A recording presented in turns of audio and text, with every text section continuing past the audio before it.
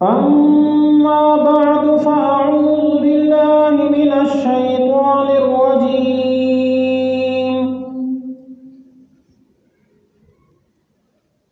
بسم الله الرحمن الرحيم.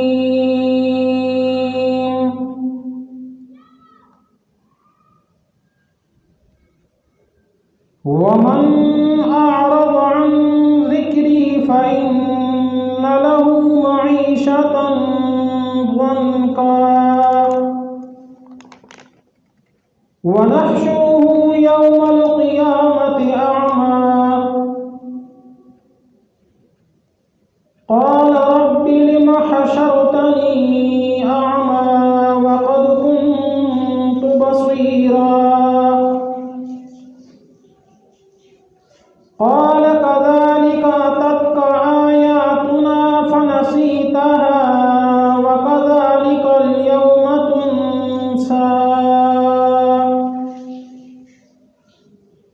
صدق الله العظيم.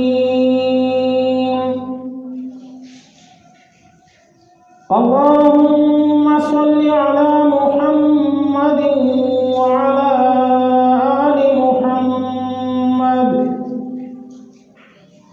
كما صليت على إبراهيم وعلى آل إبراهيم إنك حميد مجيد. اللهم بارك على محمد وعلى آل محمد كما باركت على إبراهيم وعلى آل إبراهيم إنك حميد مجيد.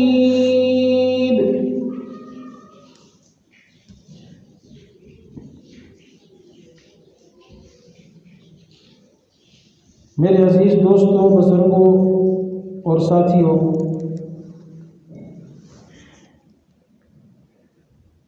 سولہویں پارے میں سے سورہ طٰہٰ کی آیت کریمہ نمبر 124 آپ حضرات کے سامنے تلاوت کی ہے۔ اللہ رب العزت سے دعا گو ہوں کہ اللہ پاک اس آیت کا صحیح مفہوم بیان کرنے کی توفیق عطا فرمائے اور بیان کرنے کے بعد مجھے اور آپ سب کو اس پر عمل کرنے کی توفیق عطا فرمائے۔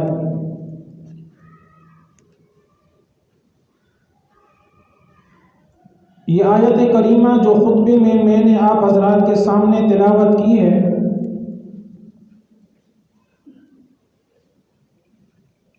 اس آیت کے اندر اللہ رب العزت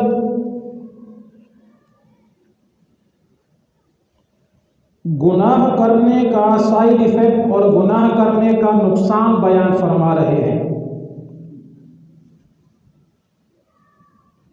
گزشتہ جمعہ کے خطبہ میں ہم نے آنکھوں سے کیے جانے والے گناہوں کے بارے میں عرض کیا تھا۔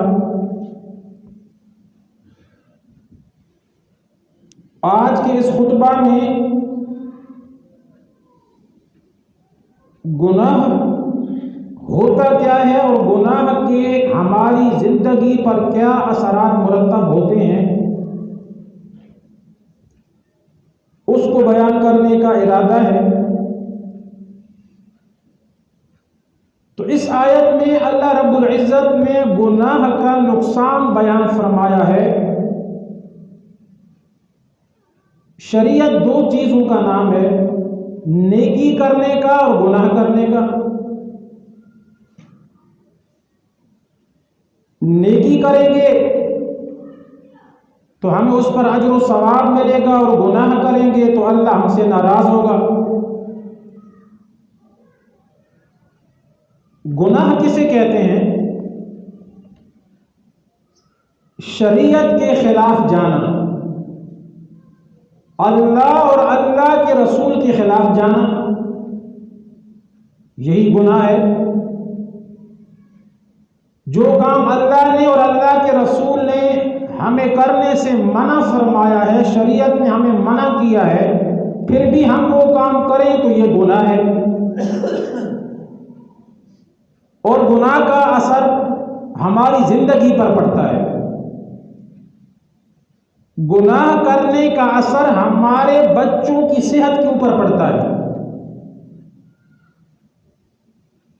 گناہ کا اثر ہمارے عورتوں کی رویوں اور اخلاق کے اوپر پڑتا ہے، ہمارے کاروبار کے اوپر پڑتا ہے۔ اللہ رب العزت نے سورہ طٰہٰ کی اس آیت میں فرمایا وَمَنْ أَعْرَضَ عَنْ ذِكْرِي فَإِنَّ لَهُ مَعِيشَةً ضَنْكًا،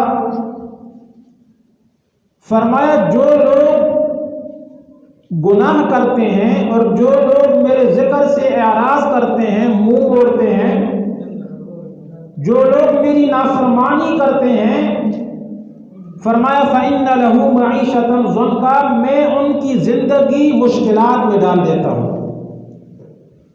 میں ان کے لیے ان کی زندگی تنگ کر دیتا ہوں۔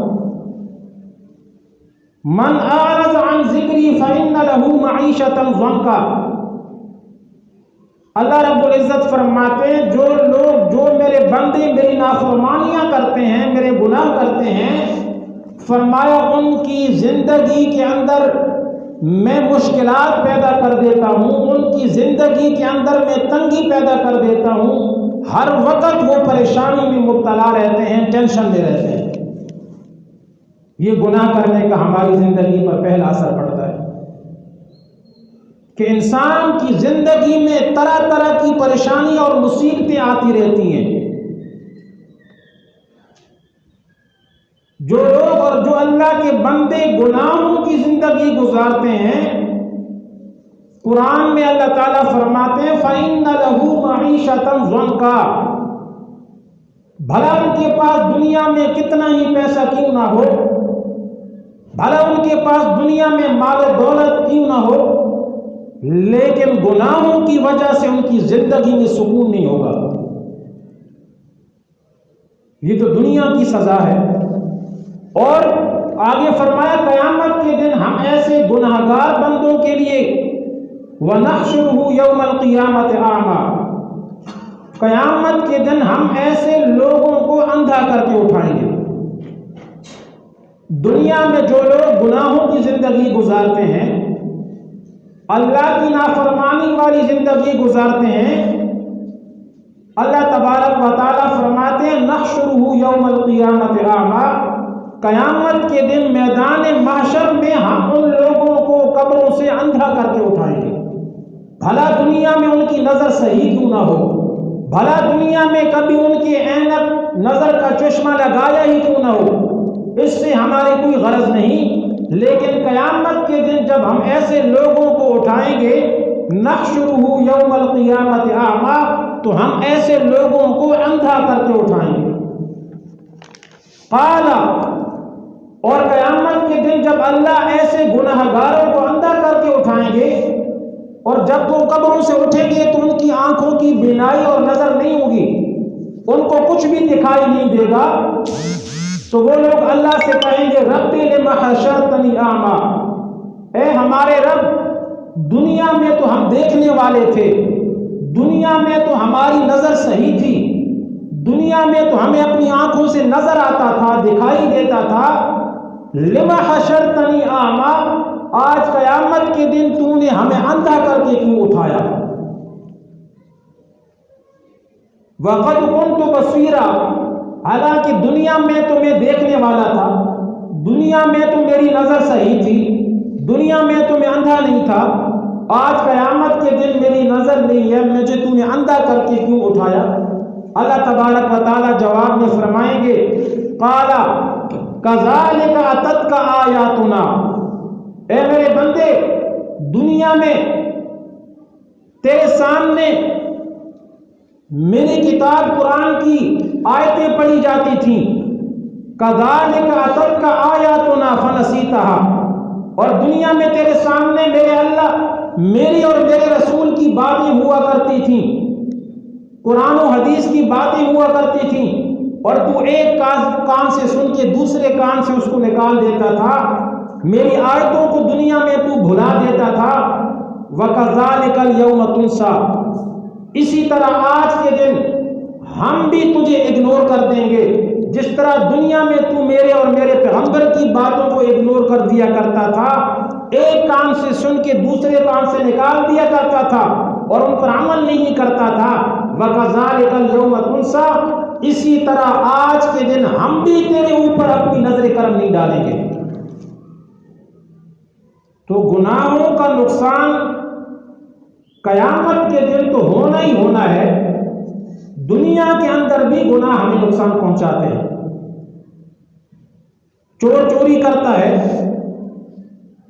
اس کو چوری کرنے کی سزا قیامت کے دن ملے گی۔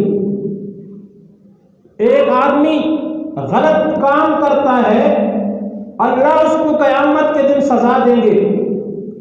کوئی آدمی سود کھاتا ہے، اس کو قیامت کے دن اس گناہ کی سزا ملے گی۔ لیکن ان گناہوں کی ہماری زندگی کے اوپر بھی اثرات ہوتے ہیں۔ اب گناہ کسے کہتے ہیں؟ آئیے آمنہ کے لال صلی اللہ تعالی علیہ وسلم سے پوچھتے ہیں کہ آپ صلی اللہ تعالی علیہ وسلم نے گناہ کسے کہا؟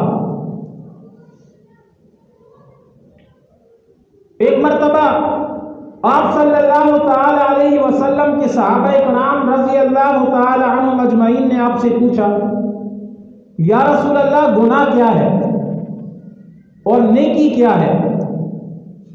صحابہ اکرام رضی اللہ تعالی عنہم اجمعین بھی آپ صلی اللہ تعالی علیہ وسلم سے ایسے ایسے سوالات کیا کرتے تھے کہ جن سوالات کا ہمیں دنیا میں بھی فائدہ پہنچے اور آخرت میں بھی۔ چنانچہ ایک صحابی نے سوال کیا، یا رسول اللہ نیکی کیا ہوتی ہے اور گناہ کیا ہوتا ہے؟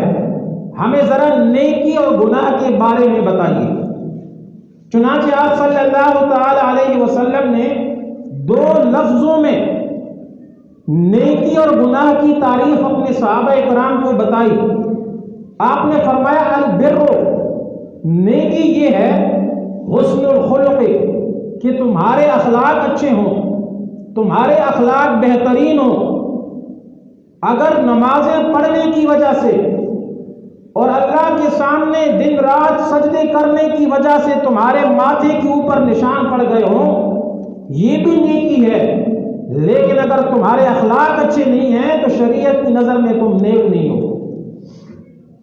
البر حسن الخلق، آپ نے فرمایا نیکی یہ ہے کہ تمہارے اخلاق اچھے ہونے چاہیے، تمہارے اخلاق بہترین ہونے چاہیے، اس کا نام نیکی ہے۔ ایک بندہ ہے 5 وقت کا نمازی ہے، لمبی لمبی اس نے داڑھی رکھی ہوئی ہے، شریعت کا پابند ہے، ساری نیکیاں وہ کرتا ہے، ہر سال حج بھی کرنے کے لیے جاتا ہے، صدقہ و خیرات بھی کرتا ہے، لیکن اخلاق اس کے اچھے نہیں ہیں تو شریعت کی نظر میں وہ آدمی اچھا نہیں ہے۔ بھلا لوگ اس کو نمازی سمجھتے رہیں، بھلا لوگ اس کو حاجی سمجھتے رہیں، لیکن اگر کسی بندے کے اخلاق اچھے نہیں ہیں تو شریعت اس کو اچھا نہیں مانتی۔ صحابی نے پوچھا، یا رسول اللہ نیکی کسے کہتے ہیں، نیکی کیا ہوتی ہے؟ آپ نے فرمایا البر حسن الخلق، نیکی اچھے اخلاق کا نام ہے، نیکی بہترین اخلاق کا نام ہے۔ اور گناہ کیا ہوتا ہے؟ آپ صلی اللہ تعالی علیہ وسلم نے فرمایا والاسم ما حاک فی صدرک، اور گناہ وہ ہوتا ہے جو تمہارے دل میں کھٹکے۔ والاسم ما حاک فی صدرک، گناہ وہ ہوتا ہے کہ جس کے کرنے کی وجہ سے تمہارے دل کے اندر ایک بے چینی سی پیدا ہو، تمہارے دل میں ایک قسم کا اضطراب اور ٹینشن پیدا ہو جائے کہ پتہ نہیں یہ جو کام میں کرنے جا رہا ہوں یہ صحیح ہے یا نہیں ہے۔ فرمایا جب کسی کام کے کرنے سے پہلے تمہارے دل میں شک پیدا ہو جائے کہ پتہ نہیں یہ کام صحیح ہے یا غلط ہے، اور تمہارے دل میں بے چینی پیدا ہو جائے، اضطراب اور ٹینشن پیدا ہو جائے، سمجھ لو کہ وہ کام غلط ہے اور گناہ کا کام ہے۔ والاسم ما حاک فی صدرک، آپ نے فرمایا گناہ وہ ہے جس کو کرنے کے وقت تمہارے دل میں بے چینی اور اضطراب اور ٹینشن اور پریشانی پیدا ہو جائے، یہ گناہ ہوتا ہے۔ وَكَرِهْتَ أَن يَطَّلِعَ عَلَيْهِ النَّاسُ، اور آگے آپ نے فرمایا گناہ وہ ہوتا ہے کہ جس کو کرنے کی وجہ سے ایک تو تمہارے دل میں بے چینی اور پریشانی پیدا ہو اور شک پیدا ہو کہ پتہ نہیں یہ کام صحیح ہے یا غلط، اور دوسری بات وَكَرِهْتَ أَن يَطَّلِعَ عَلَيْهِ النَّاسِ، اور تو اس بات کو ناپسند سمجھے کہ لوگ اس کام کو جانیں، یعنی جس کام کو تم لوگوں سے چھپانے کی کوشش کر رہے ہو اور تمہیں شرم آ رہی ہو کہ لوگوں کو پتہ نہ چل جائے، فرمایا تم ناپسند سمجھو کہ وہ کام جو تم کرنے لگے ہو لوگوں کو معلوم نہ ہو جائے، سمجھ لو کہ یہ گناہ کا کام ہے اور غلط کام ہے۔ یہ آپ صلی اللہ تعالی علیہ وسلم نے گناہ کی تاریخ بیان کی۔ جب صحابی نے آپ سے سوال کیا یا رسول اللہ نیکی کیا ہوتی ہے اور گناہ کیا ہوتا ہے، آپ نے فرمایا البر حسن الخلق، نیکی اچھے اخلاق کا نام ہے، نیکی بہترین اخلاق کا نام ہے، اور والاسم ما حاک فی صدرک وکرہت ان یطلع علیہ الناس، اور گناہ یہ ہے کہ جو کام تم کرنے لگو تو اس کام کے کرنے کے وقت تمہارے دل میں اضطراب، بے چینی، پریشانی اور ٹینشن پیدا ہو جائے، شک پیدا ہو جائے، اور تم لوگ اس بات کو ناپسند سمجھو کہ کہیں لوگوں کو میرے اس کام کا پتہ نہ چل جائے۔ فرمایا جب یہ حالت اور کیفیت تمہارے دل میں پیدا ہو کسی کام کے کرنے کے وقت، سمجھ لو کہ وہ گناہ کا کام ہے اور غلط کام ہے۔ اور گناہ کی سزا قیامت کے دن تو اللہ ضرور دیں گے، دنیا کے اندر بھی گناہ کے نقصان ہوتے ہیں۔ گناہ ہماری زندگی پر اثر انداز ہوتے ہیں، گناہ کرنے کا اثر ہمارے بچوں کی صحت کے اوپر پڑتا ہے۔ آپ دیکھتے ہیں کوئی بچے اندھے پیدا ہو جاتے ہیں، کوئی گونگے پیدا ہو جاتے ہیں، ان کے ماں باپ سے کوئی ایسا گناہ ہوا ہوتا ہے زندگی میں جن کا اثر ان کے بچوں کی صحت کے اوپر پڑتا ہے، اور گناہ کا اثر ہمارے کاروبار کے اوپر پڑتا ہے۔ سلف صالحین کہا کرتے تھے، جو ہمارے بزرگ تھے بڑے صحابہ کرام، تابعین اور تبع تابعین، وہ کہا کرتے تھے کہ جب ہم کوئی گناہ کرتے ہیں لَأَعْرِفُ ذَلِكَ، ہم جب کوئی گناہ کا کام کرتے ہیں لَأَعْرِفُ ذَلِكَ فی سوء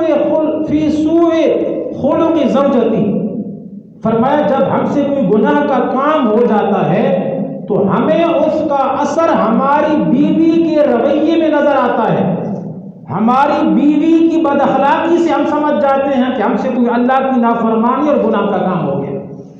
سلف صالحین یہ کہا کرتے تھے لَأَعْرِفُ ذَلِكَ فِي سُوءِ خُلْقِ زَوْجَتِي وَتَأَثُّرِ دَابَّتِي، اور وہ کہا کرتے تھے کہ جب ہم سے کوئی گناہ ہو جاتا ہے تو ہمیں اس گناہ کا اثر ہمیں اپنی سواری کے اندر نظر آتا ہے کہ ہماری سواری چلتے چلتے پھسل کر زمین پر گر جاتی ہے تو ہم سمجھ جاتے ہیں کہ ہم سے کوئی گناہ ہو گیا ہے۔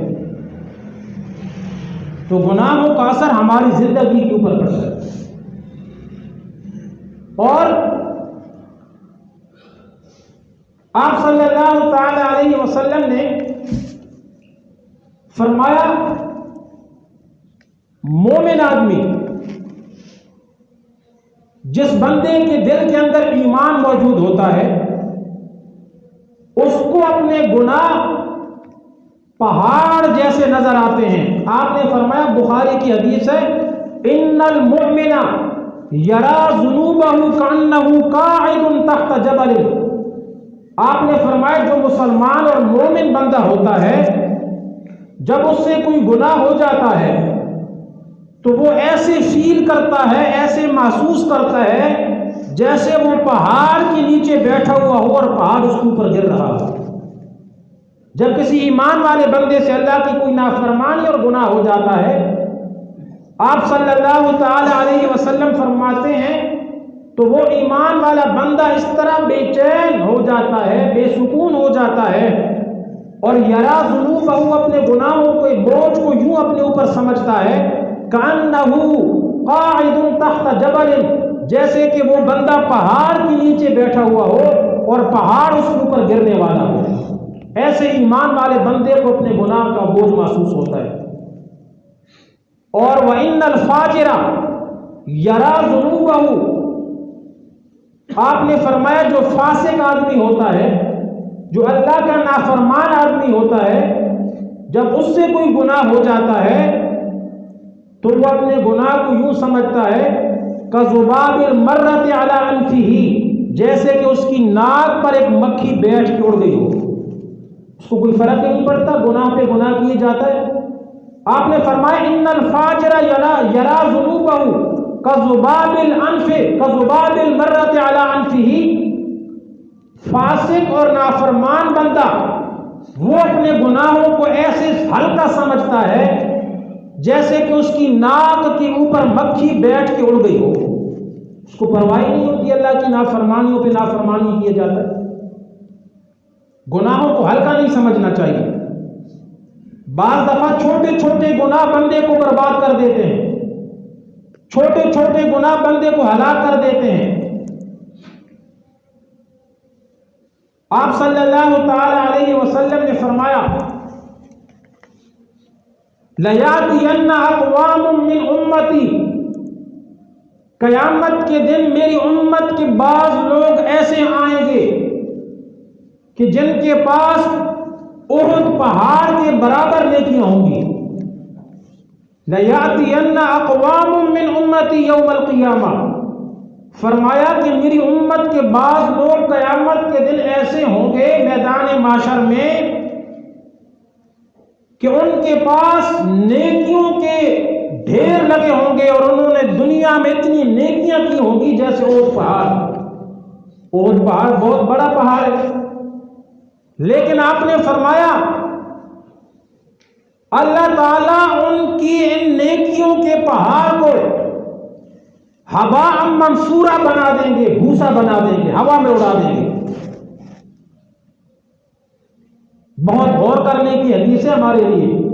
آپ صلی اللہ تعالی علیہ وسلم فرما رہے ہیں لَيَأْتِيَنَّ أَقْوَامٌ مِّنْ أُمَّتِي يَوْمَ الْقِيَامَةِ، میری امت کے بعض لوگ قیامت کے دن نیکیوں کے ڈھیر لے کر آئیں گے پہاڑ کے برابر، لیکن اللہ ان کی ان ساری نیکیوں کو بھوسی کی طرح ہوا میں اڑا دیں گے۔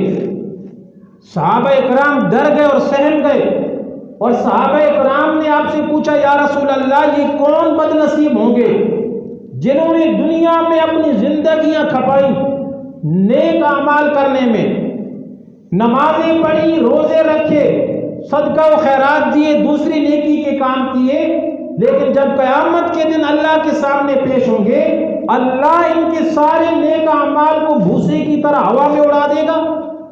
یا رسول اللہ یہ بد نصیب لوگ کون ہوں گے؟ آپ صلی اللہ تعالی علیہ وسلم نے فرمایا اے میرے صحابہ اما انہم من اخوانکم ومن جلدتکم، اے میرے صحابہ یہ لوگ وہ ہوں گے جو تمہاری ہی بھائی ہوں گے، دینی بھائی۔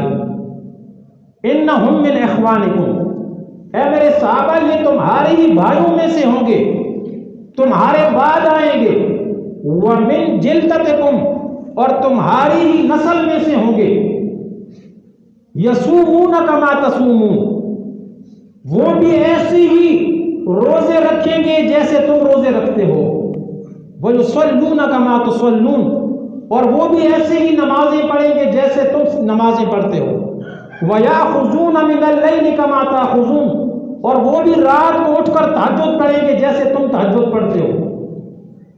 یہ آپ صلی اللہ تعالی علیہ وسلم اپنے صحابہ کو بیان فرما رہے ہیں، ان لوگوں کے بارے میں جو قیامت میں نیکیوں کے ڈھیر لے کر آئیں گے اور اللہ ان کی نیکیوں کو ہوا میں اڑا دے گا۔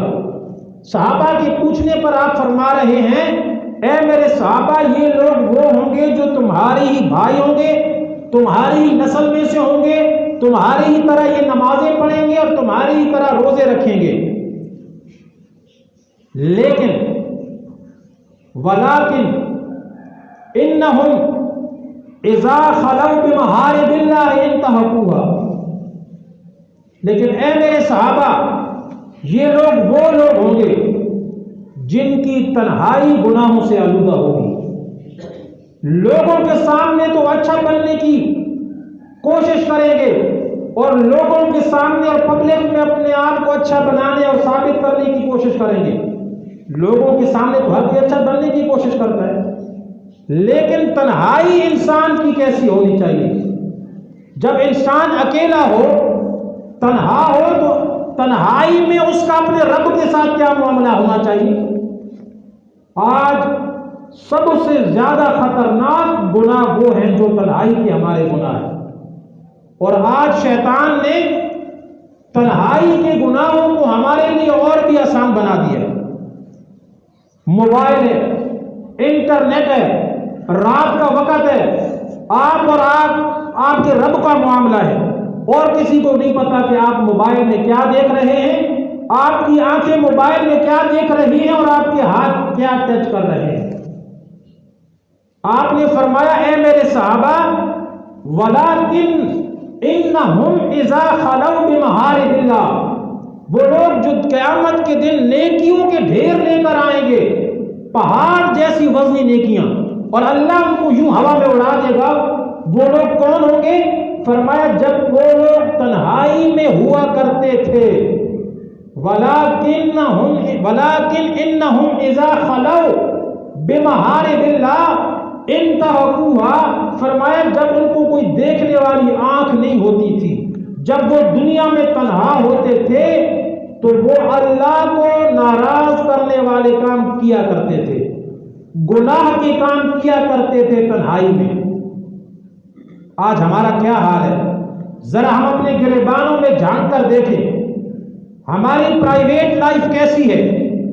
پبلک لائف تو ہماری لوگوں کے سامنے ہم اچھا بننے کی کوشش کرتے ہیں، لیکن ہماری تنہائی کا کیا عالم ہے؟ کیا تنہائی میں ہم سے بھی تو ایسے گناہ نہیں ہو رہے کہ جس کی وجہ سے ہماری 5 ٹائم کی نمازیں قیامت کے دن یوں ہوا میں اڑ جائے، ہمارے رمضان کے روزوں کو اللہ یوں ہوا میں اڑا دے، ہمارے صدقہ و خیرات، تلاوتیں، ذکر و اذکار کو یوں ہوا میں اللہ اڑا دے؟ کیا ہمارا شمار تو ان لوگوں میں نہیں ہے؟ اس لیے میرے دوستو، سب سے خطرناک گناہ آج تنہائی کے ہمارے گناہ ہیں،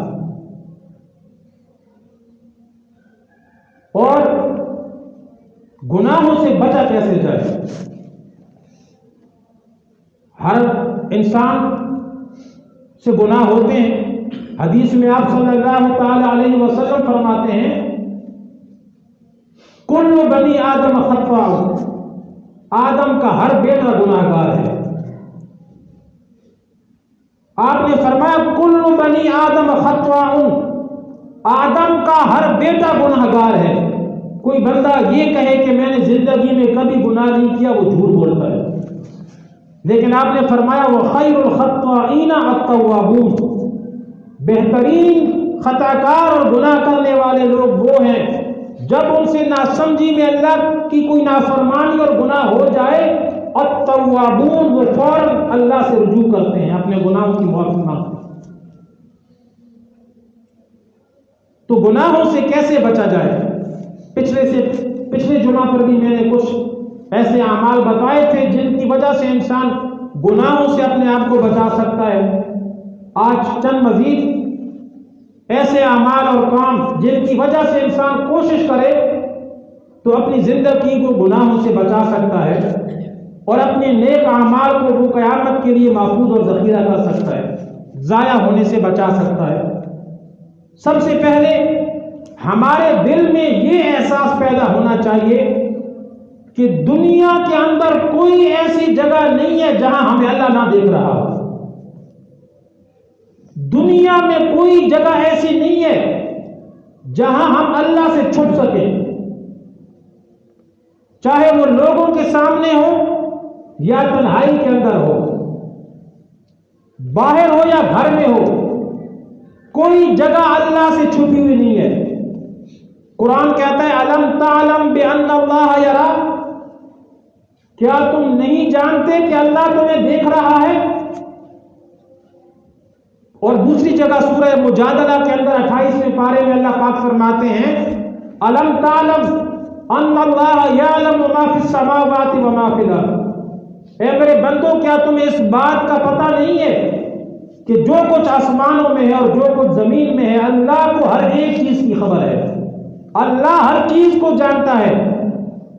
दरख्त का कोई पत्ता जब दरख्त से गिरता है खजा के मौसम में, और दरख्त से टहनी से गिरते हुए जमीन तक आने में वो रास्ते में कितनी दफा करवट बदलता है, अल्लाह इसको भी जानता है। अलम तालम अन्नल्लाह यअलमु मा फिस समावाति व मा फिल अर्द। फरमाया, क्या तुम्हें इस बात का पता नहीं है कि जो कुछ आसमानों में है और जो कुछ जमीन में है, अल्लाह हर एक चीज को जानता है। मा यकूनु मिन नजवा सलासतिन इल्ला हुवा राबिउहुम वला खमसतिन इल्ला हुवा सादिसुहुम वला अदना मिन ज़ालिका वला अक्सर इल्ला हुवा माअहुम ऐनमा कानू। फरमाया, अगर तीन बंदे छुपके से आपस में बातें कर रहे हो आहिस्ता आहिस्ता, वो ये न समझे कि हम तीन हैं, इल्ला हुवा राबिउहुम, अगर बातें करने वाले बंदे तीन हो तो चौथा उनके साथ अल्लाह होता है।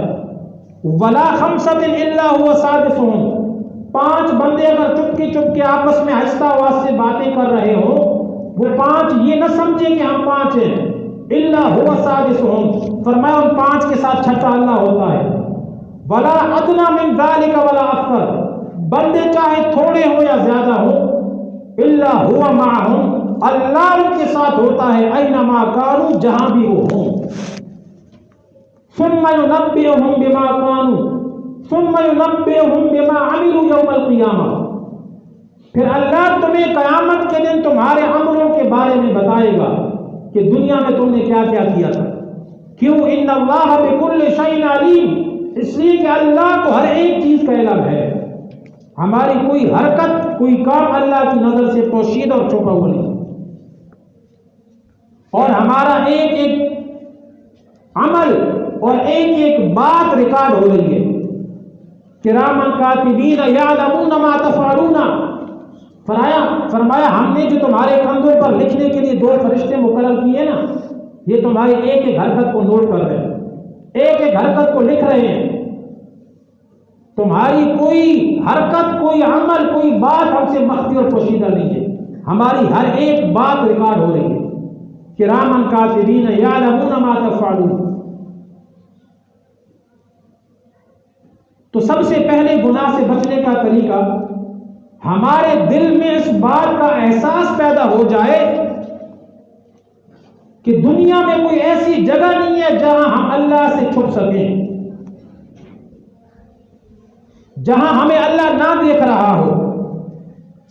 और अगर ये एहसास हर बंदे के दिल में पैदा हो जाए कि मैं चाहे तन्हाई में हूं, जमीन के अंदर हूं, कमरे में हूं, बाहर हूं, हर जगह मुझे अल्लाह देख रहा है, जब ये एहसास हमारे दिलों में पैदा हो जाएगा तो गुनाह खुद ब खुद खत्म हो जाएगा।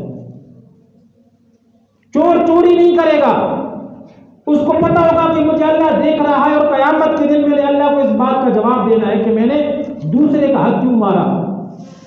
जानी जिना नहीं करेगा, रिश्वत लेने वाला, सूद खाने वाला रिश्वत और सूद नहीं लेगा, जब उनके दिल में यह एहसास होगा कि हमें अल्लाह देख रहा है।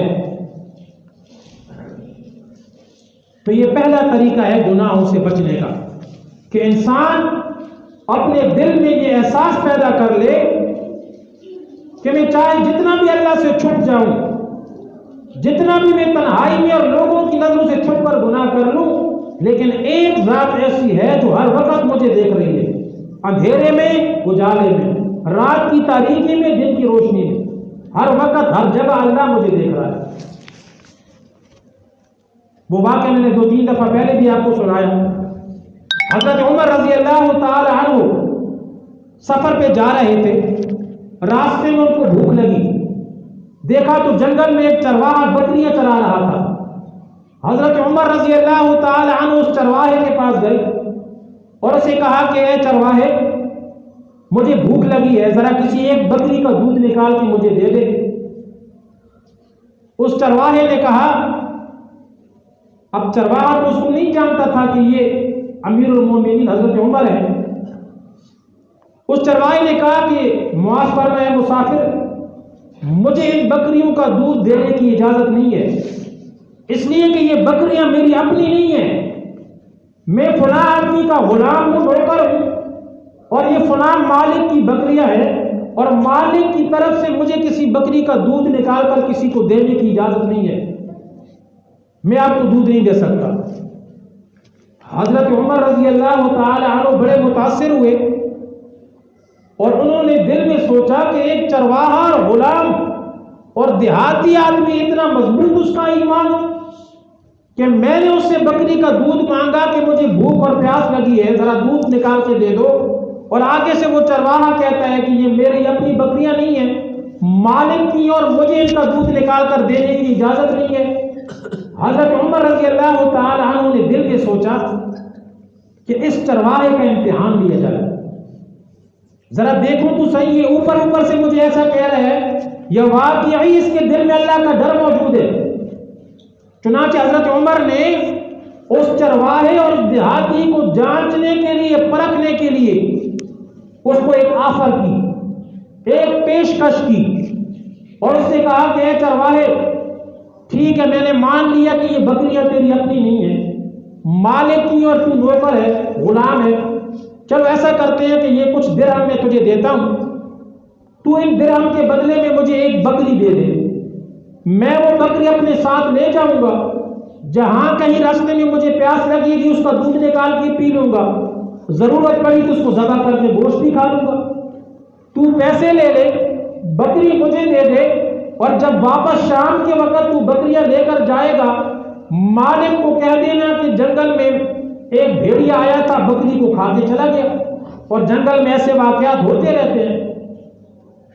اب حضرت عمر نے اس چرواہے کو یہ کہا، پرکھنے کے لیے، اس کو جانچنے کے لیے، کیا واقعی اس کے دل میں اللہ کا ڈر موجود ہے؟ اور وہ ایک چرواہا تھا، ایک دیہاتی تھا، اس کے پاس دنیا کی کوئی ڈگری موجود نہیں تھی، لیکن اس کے دل میں ایمان تھا، اللہ کا ڈر تھا اور تقویٰ تھا۔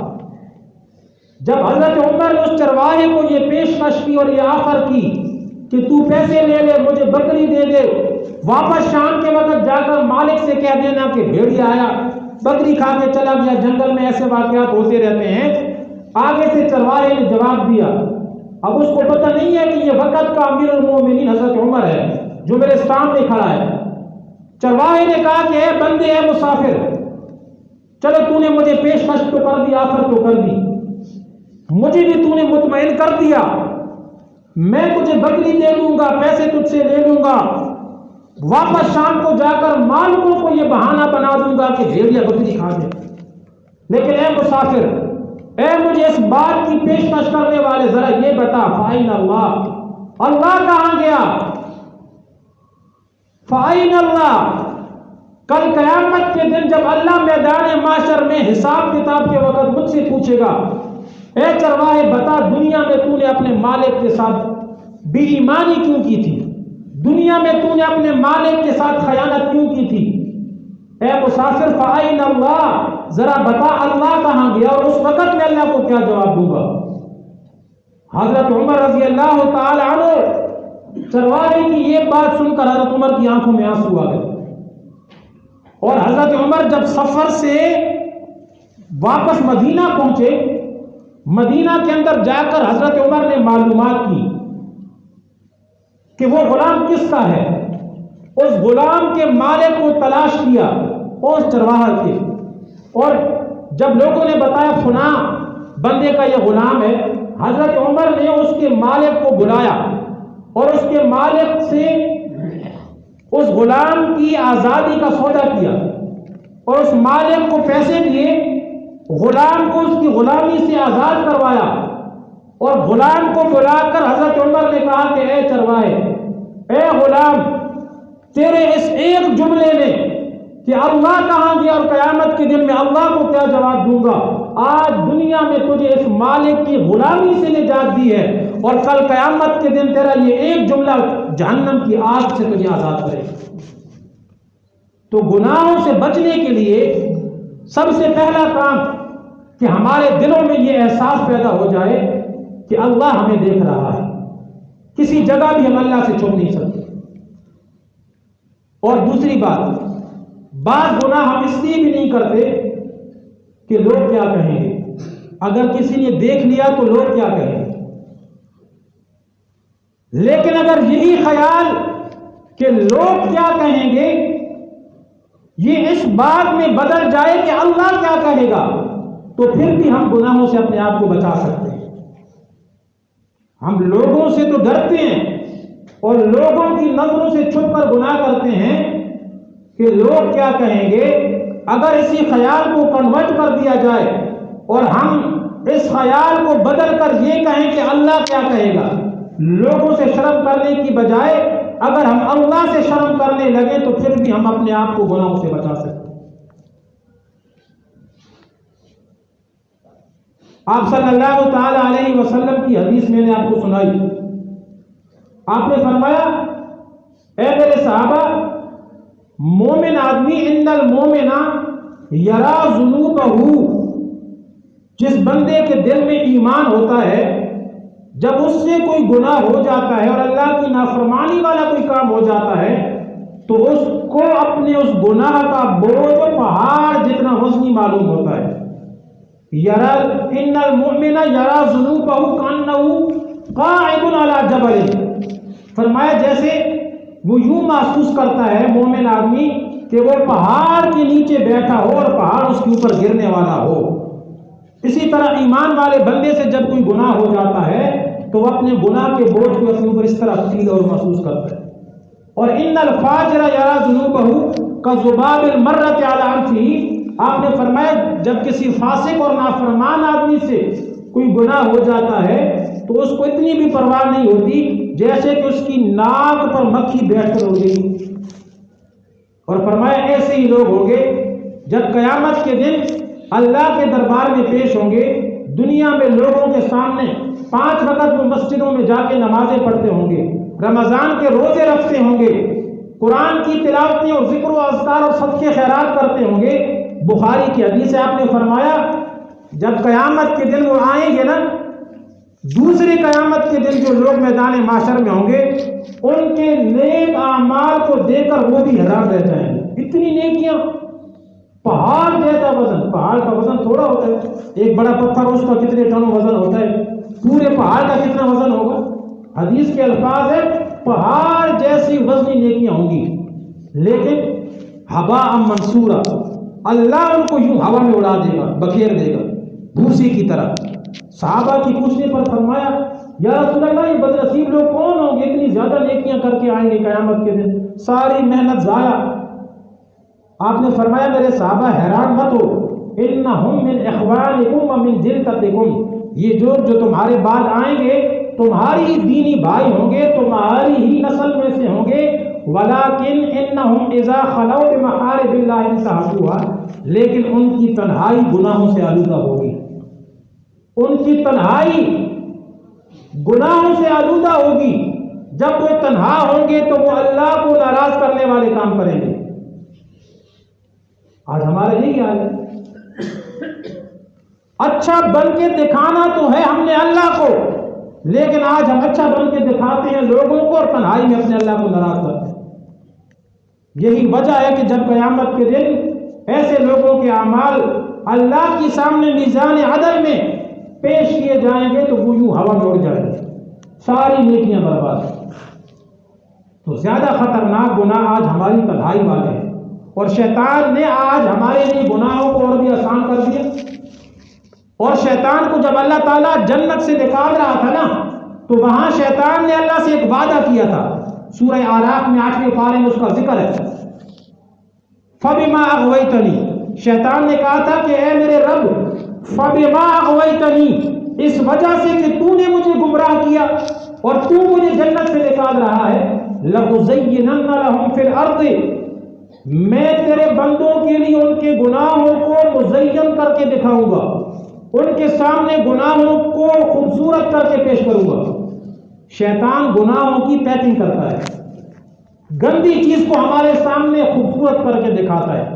لَأُزَيِّنَنَّ لَهُمْ فِي الْأَرْضِ، اور یہ بات شیطان نے اس وقت کی تھی جب اس کو شیطان کو جنت سے نکالا جا رہا تھا، اللہ سے اس نے کہا تھا اے میرے رب تو نے مجھے گمراہ کیا، اسی آدم کی وجہ سے میں جنت سے نکالا جا رہا ہوں، لَأُزَيِّنَنَّ لَهُمْ فِي الْأَرْضِ وَلَأُغْوِيَنَّهُمْ أَجْمَعِينَ، فرمایا میں تیرے بندوں کے سامنے گناہوں کو خوبصورت کر کے پیش کروں گا، اور میں ہر وقت وَلَأُغْوِيَنَّهُمْ أَجْمَعِينَ تیرے سارے بندوں کو گمراہ کرنے کی کوشش کروں گا۔ تو شیطان اگر آج ہمیں گناہ ہلکے محسوس ہوتے ہیں اور گناہ کو ہم گناہ نہیں سمجھتے اور اتنا بڑا نہیں سمجھتے، تو سمجھ جائیے کہ شیطان اپنے اس وعدے میں کامیاب ہو چکا ہے جو وعدہ اس نے اللہ کے سامنے کیا تھا۔ اور آپ کو پتہ ہے کل قیامت کے دن جہنمی جہنم کے اندر چیخیں مار مار کے رو رو کر اللہ کے سامنے عرض کریں گے، 24ویں پارے میں اس کا ذکر ہے، جہنمی اتنا روئیں گے کہ ان کی آنکھوں سے آنسوں کی بجائے خون کے آنسو نکلیں گے۔ ربنا اخرجنا منہا فإن عدنا فإنا ظالمون، اے ہمارے رب ہمیں ایک چانس اور دے دے دنیا میں جانے کا، ربنا اخرجنا منہا، اے ہمارے رب ایک دفعہ ہمیں اس جہنم سے نکال کے دنیا میں واپس بھیج دے، ایک موقع ہمیں اور دے دے، ایک چانس ہمیں دنیا میں جانے کا اور دے دے۔ اگر اس کے بعد ہم نے کوئی آپ کو ناراض کرنے والے دنیا میں کوئی کام کیے، گناہ کیے، تو پھر ہمیں ہمیشہ کے لیے جہنم میں رکھنا۔ رو رو کر وہ اللہ سے دعائیں مانگیں گے۔ آگے سے اللہ کیا جواب دے گا؟ قرآن کہتا ہے قال اخسؤوا فیہا ولا تکلمون، اخسؤوا فیہا عربی کا لفظ ہے نا، جیسے کتا ہونا ہے، کتے کو ہم دھدکارنے کے لیے کھرے کہتے ہیں، کھرے سے دھر۔ قرآن کہتا ہے قال اخسؤوا فیہا، اللہ ان جہنمیوں سے کہے گا دور ہو جاؤ میری نظروں سے، ولا تکلمون مجھ سے بات بھی مت کرو۔ آج تو اللہ ہمیں موقع دے رہا ہے کہ مجھ سے مانگو میں تمہیں معاف کروں گا۔ حدیث میں آتا ہے ہر رات اللہ تعالیٰ رات کے آخری پہر آسمان دنیا پر تجلی ڈالتا ہے، ہر رات اللہ رات کے آخری حصے میں آسمان دنیا پر آ کر آواز لگاتا ہے حل من مستغفر فاغفر لہ، ہے کوئی مجھ سے اپنے گناہوں کی معافی مانگنے والا، میں آج اللہ اس کے گناہوں کو معاف کرنے کے لیے آ گیا۔ حل من مسترزق فارزق لہ، ہے کوئی مجھ سے روزی مانگنے والا، میں اس کو دینے کے لیے خود آ گیا ہوں۔ آج ہمارے پاس موقع ہے، آج اللہ ہمیں خود کہہ رہے ہیں مجھ سے مانگو میں معاف کر دوں گا، لیکن کل قیامت کے دن اگر ہم اللہ کے سامنے خون کے آنسو روئیں گے، اللہ کہے گا ولا تکلمون، مجھ سے بات مت کرو۔ اور کل قیامت کے دن قرآن کہتا ہے وَيَوْمَ يُحْشَرُ أَعْدَاءُ اللَّهِ إِلَى النَّارِ فَهُمْ يُوزَعُونَ، جس دن جہنم کی آگ کے سامنے نافرمان اور گناہگاروں کو پیش کیا جائے گا، جمع کیا جائے گا، حَتَّى إِذَا مَا جَاءُوهَا شَهِدَ عَلَيْهِمْ سَمْعُهُمْ وَأَبْصَارُهُمْ وَجُلُودُهُمْ۔ قرآن کہتا ہے دنیا میں انسان نے آنکھوں سے جو گناہ کیے ہوں گے، کانوں سے جو گناہ کیے ہوں گے، زبان سے جو گناہ کیے ہوں گے، اپنے ہاتھوں اور پیروں سے جو گناہ کیے ہوں گے، انسان نے دنیا میں اپنے نفس کو خوش کرنے کے لیے، نفس کو لذت دینے کے لیے جو گناہ کیے ہوں گے، قرآن کہتا ہے شہد علیہم سمعہم وابصارہم وجلودہم، انسان کی آنکھیں انسان کے خلاف گواہی دیں گی، انسان کے کان انسان کے خلاف گواہی دیں گے، انسان کی چمڑی انسان کے خلاف گواہی دے گی، ہم نے یہ کیا۔ ہاتھ بولیں گے ہم نے دنیا میں یہ کیا، پاؤں بولیں گے ہم نے یہ کیا، آنکھیں بولیں گی ہم نے یہ کیا۔ وقالوا لجلودہم، اس وقت مجرم لوگ، گناہگار لوگ اپنے چمڑوں سے کہیں گے جہنم میں۔ اور جب تصور کیجئے، ذرا تصور کیجئے کہ میدان معاشر لگا ہوا ہے اور وہاں پر گناہگار اللہ کے سامنے پیش ہیں، اور گناہگاروں کی اپنی آنکھیں، اپنے کان، اپنے دل اور اپنا چمڑا ان کے خلاف بول رہا ہے۔ وہاں آدمی لجلودہم اپنے چمڑے سے کہے گا لما شہدتم علینا، آج دنیا کے اندر تو ہم نے تمہیں ہی خوش کرنے کے لیے گناہ کیے تھے، اور آج تم ہی ہمارے خلاف ہو گئے ہو، تم ہی ہمارے خلاف گواہیاں دے رہے ہو۔ لما شہدتم علینا، کیوں تم ہمارے خلاف گواہی دے رہے ہو؟ انسان اپنی ران پر ہاتھ مار کے کہے گا تجھے یہ خوش کرنے کے لیے تجھے ہی لذت دینے کے لیے میرے گناہ کی اور آج تو ہی میرے خلاف ہو گئی. تو انسان کے اعضاء قیامت کے دن بولیں گے. اللہ تعالیٰ انسان کے اعضاء کو قوت گویائی عطا فرمائیں گے، بولنے کی طاقت. وقالوا لجلودهم لما شهدتم علينا قالوا انطقنا الله الذي انطق كل شيء. انسان کی آنکھیں، کان، دل، ہاتھ، پاؤں اور چمڑا کہے گا کہ ہمیں اس اللہ نے بولنے کی طاقت دی ہے جس نے دنیا میں ہر چیز کو بولنے کی طاقت دی. تو اس وقت بہت افسوس کا مقام ہوگا میرے بھائیوں. آج ہمارے پاس ٹائم ہے اور وقت ہے. اللہ بار بار ہمیں کہہ رہا ہے مجھ سے مانگو، مجھ سے اپنے گناہوں کی توبہ اور بخشش مانگو، میں تمہیں معاف کر دوں گا. اگر تمہارے گناہ زمین و آسمان کے برابر پوری خلا کو ہی بھر دیں اور جہنم کی جھاگ، سمندر کی جھاگ کے برابر ہی کیوں نہ ہو جائے، فرمایا تنہائی میں آ کر میرے سامنے رونے کی سی شکل بنا لو. اگر آنکھوں سے تمہارے دل اتنے سخت ہو چکے ہیں کہ آنسو نہیں بھی نکلتے، فرمایا رونے کی شکل بنا لو اور مجھ سے گناہوں کی معافی مانگو. میں اللہ غفور الرحیم ذات ہوں، تمہارے سارے گناہوں کو معاف کر دوں. اللہ تعالیٰ سے دعا ہے کہ اللہ تعالیٰ ہمیں بھی گناہوں سے بچنے کی اور خاص طور پر خطرناک گناہ جو تنہائی کے ہوتے ہیں ان سے بچنے کی ہمیں توفیق عطا فرمائے. وآخر دعوانا الحمدللہ.